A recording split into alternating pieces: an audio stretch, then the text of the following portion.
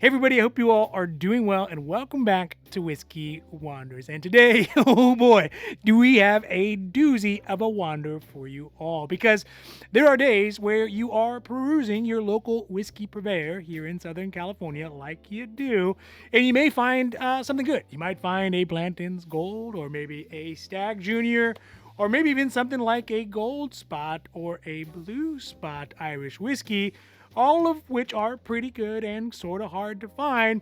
But then there are days like this where you cannot even get distracted by those bottles, because you start seeing things like Red Spot 15, which would normally be the find of the month, but then you find something like a Big Daddy bottle, a SpringBank 30, and things start to spiral out of control, at least with regards to the budget. So today we're going to be doing our wander at one of our favorite whiskey mongers in California, and we spent a little too much. No regrets, I don't regret it, but we spent it on some very hard to find, some very old Scotch, SpringBank 30 that is. Now, before we get to the video, if you like these videos, if you like the wanders, if you like the hauls, if you like the reviews, the unbottlings, the unboxings, and really all the amazing stuff that we got cooking up for you, don't forget to like and subscribe, because it does really help the channel to grow. And of course, we are so thankful for that. But also because you get updates when our newest videos come out. All right, now, let's get down to the video. So while we were getting the Wander Vision warmed up and ourselves getting a little warmed up here, I think what I'm going to be enjoying in this whiskey check is going to be something from the Yellowstone Limited Edition. It's got that beam goodiness, but also a little hint of a twist to it that makes it just enough different than the normal standard beam. So let's get a glass here and get a little bit of juice. See if we can get a pop. Twist it over. Twist it over. Get a pop. A little lackluster. Get some juice there. And whiskey, because let's be honest, you can never really drink too much of it. You can only just drink it too fast. Cheers. Oh yeah, that's good. So let's get this wander started off with one of my favorite whiskeys, without the E, that is Whisky, is out from the Spots collection. It is the tippy top of the Spot collection, which is going to be this Red Spot 15. Now, noticeably here, we can see it is situated next to some of the equally good spots that are out there, primarily the Blue Spot as well as the Gold Spot, which are also very good and very enjoyable. But there is definitely something about the Red Spot, that is the paterfamilias of the line, that really just sets it apart from all the other spots. Now, overall, the Spots are the creation of Mitchell & Sons, who were liquor merchants dating back to the 19th century, and they would import whiskey by the barrel, obviously. Now, back then, not everybody was able to read. They were not all literate. So one of the kind of unique things they did to their barrels to indicate the ages or which variety they were would be to put colored spots on them. So actually, I wonder if they still do that now. It'd be interesting to see if they actually still put the spots in their warehouse and what color spots they have that we haven't seen yet, right? But, there is the Green Spot, which is the youngest, and I believe it's a non-age statement. There's the Yellow Spot, which is a 12-year-old, the Blue Spot, which is 7, and the Gold Spot, which is 9, and, of course, the Red Spot, which is 15. Now, the Red Spot specifically, of course, is an Irish whiskey made using Irish pot stills that contributes to its unique Irish deliciousness. It is triple distilled, and it is aged in ex-bourbon and ex-Oloroso sherry casks, as well as Marsala wine casks, too. The ABV on it is a very respectable 46% ABV, if you can see it right there, or 92 proof. And it is composed of both malted as well as unmalted barley. The whiskey itself is distilled by Middleton, which, let's be honest, let's face it, most of the great things coming out of Ireland as far as whiskey goes are sort of all out of Middleton. So that is definitely a good pedigree. And of course, the one noticeable thing about this one, especially with the Red Spots, is the cost on it. Because we see here at our local liquor purveyor, it is at $249.99. $1.99, which I know right now seems like an arm and a leg, especially considering, about 8 to 6 months ago, you could find the Red Spot for $157.99. But I recently just saw it at Costco for $239.99, which really means that it's only a 4% difference in price, or about $10 at the local liquor store from Costco, which is pretty good.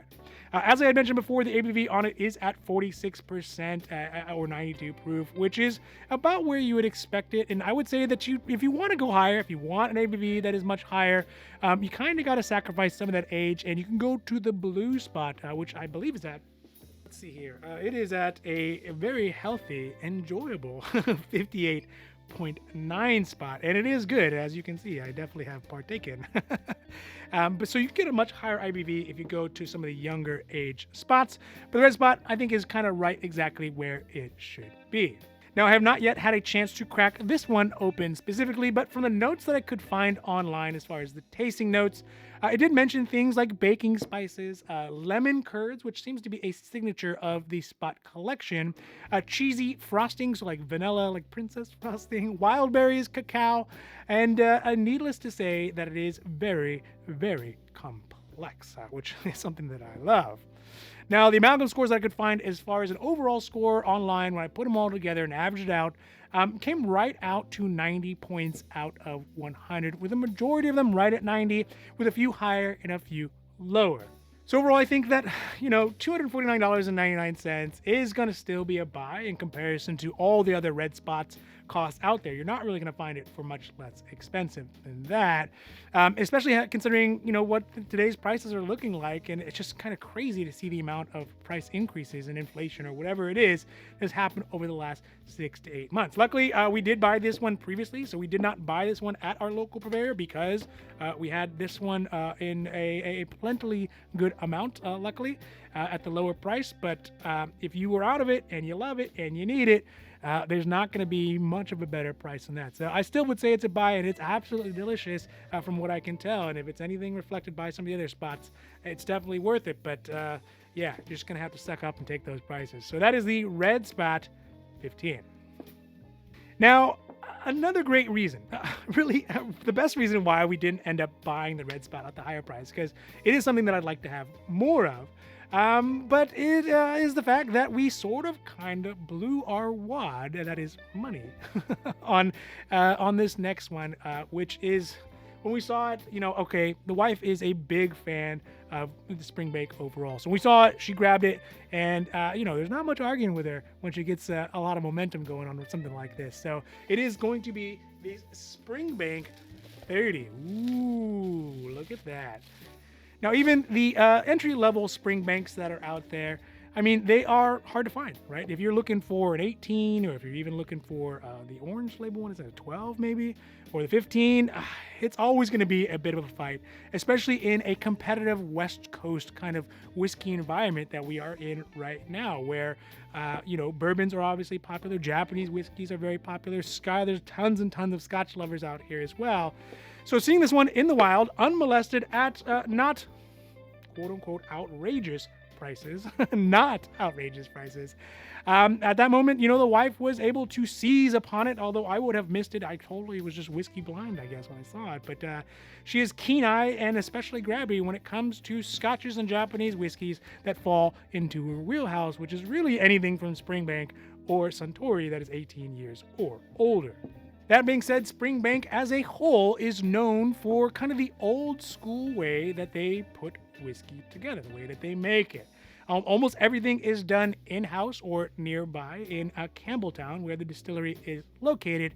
And SpringBank is sort of the centerpiece, the keystone of the Campbelltown whiskeys, with Hazelburn on one side and Longrow on the other, which are both very, very good. And one is more peated, one is less peated than SpringBank. So if you're going on a peat meter, they're kind of on one side or the other. But they're a little less difficult to get, and they disappear a little less fast, and they're also equally as good. They're just a little more underrated.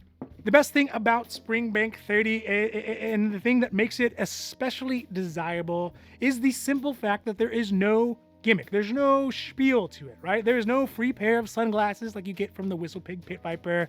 There's no plot of land that they deed to you like you do with Lefroy. There isn't a fancy bottle like Double Eagle Rare, right? There isn't any of those things. The beautiful thing about SpringBank 30 is that it is just simply great whiskey. It is small production and it is old, which is basically the whiskey trifecta, right? For any whiskey. The SpringBank 30 is aged in 85% bourbon cask and then 15% in sherry cask.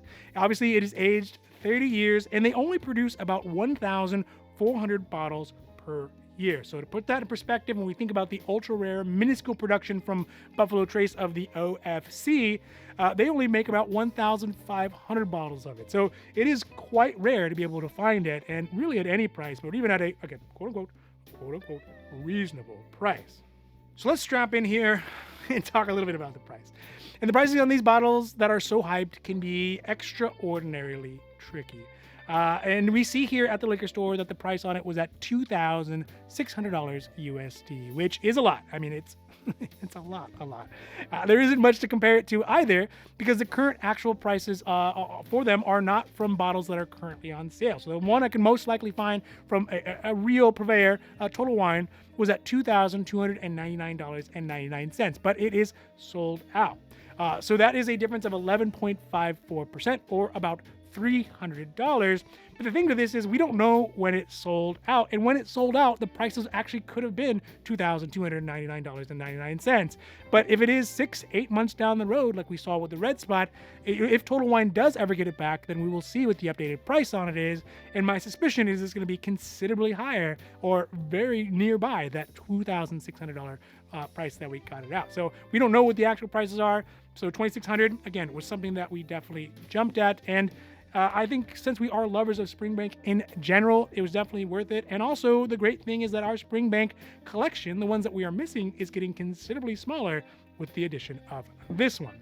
The ABV on it again is at 46% ABV, or 92 proof. It is 700 milliliters, which is always kind of a bummer, right? It definitely is a little bit of a bummer, but you miss the 50 milliliters, or the airline bottle worth of whiskey. But that's the way they do it over there, and we're excited to get it. And I think that the proof is actually just right. 46% is really going to be ideal for a whiskey that is this old and potentially this delicate, because you start getting those higher ABVs and you're going to lose a lot of those nuances that come with older, more mature bottles and really older, more mature people. Speaking of which, for the notes I could find on the taste for it, there are not many because of the paucity of reviews, but the ones that are out there do mention things like tropical fruit, vanilla, light woods, and soft velvety mouthfeels. Mineraliness, so like limestone maybe kind of thing, zest, white pepper, and Cool's cigarette, which I thought was funny, and I think they mean menthol, but I don't know. I've never smoked Cool cigarettes before. So it's definitely going to be very good. And the review scores I could find on it, out of 90 points out of 100, overall comes to 93 points, which I mean, I guess it's kind of low, but kind of what you would expect for a bottle that costs $2,600.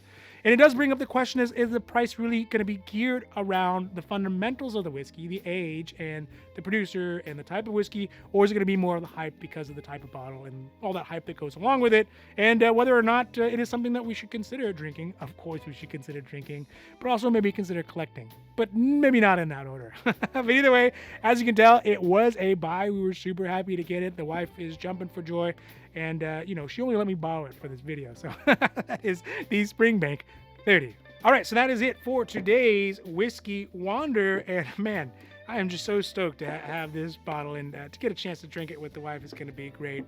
But if you enjoy these videos, and really if you like all of our videos, whether it is the Wanders or the hauls or the reviews or the unbottlings, the unboxings, and really all the amazing stuff that we got cooking up for you, and we have tons of amazing stuff cooking up for you, obviously don't forget to like and subscribe, because it does really help the channel grow, and we are so thankful for that, but also because you get notifications when our newest videos come out. Now, just remember, if you do find a whiskey that you love, obviously just buy it. Because if you don't, especially in this case, well, the wife might get to it first. All right, everybody, have a great rest of your week. I'm out, and adios.